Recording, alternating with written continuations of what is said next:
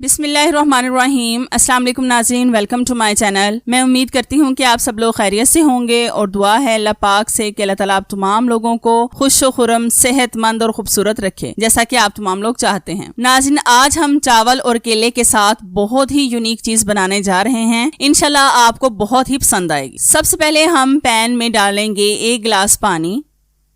जब पानी पकना शुरू हो जाए तो फिर हम इसमें डालेंगे चावल। हमारा पानी पकना शुरू हो गया है, अब हम इसमें डालेंगे चावल। चावल हमने लिए हैं 4 टेबलस्पून।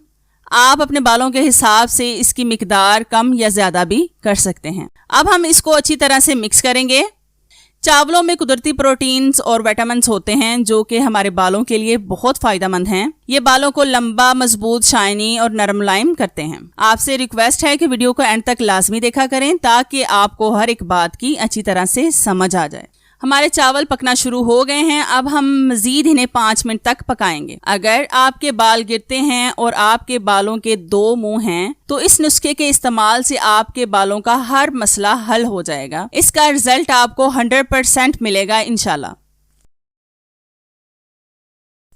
हमारे चावल बॉयल हो चुके हैं, अब हम इसको ठंडा करके बाउल में ऐड कर लेंगे। अब हम इन चावलों को डालेंगे ग्राइंडर में। आपने चावल के साथ ये पानी भी डालना है और फिर हम इसमें डालेंगे 2 अदद केले जिसका छिलका हमने पहले से ही उतार लिया था। इनको ब्लेंडर में डालकर इनका पेस्ट बना लेंगे। बनाना भी हमारे बालों के लिए बहुत ज़बरदस्त चीज़ है। इसमें कुदरती विटामिन्स होते हैं जो कि हमारे बालों को स्ट्रॉन्ग और हेल्दी बनाते हैं। ये देखिए, हमारा पेस्ट रेडी हो गया है। अब हम इसको निकाल लेंगे एक बाउल में।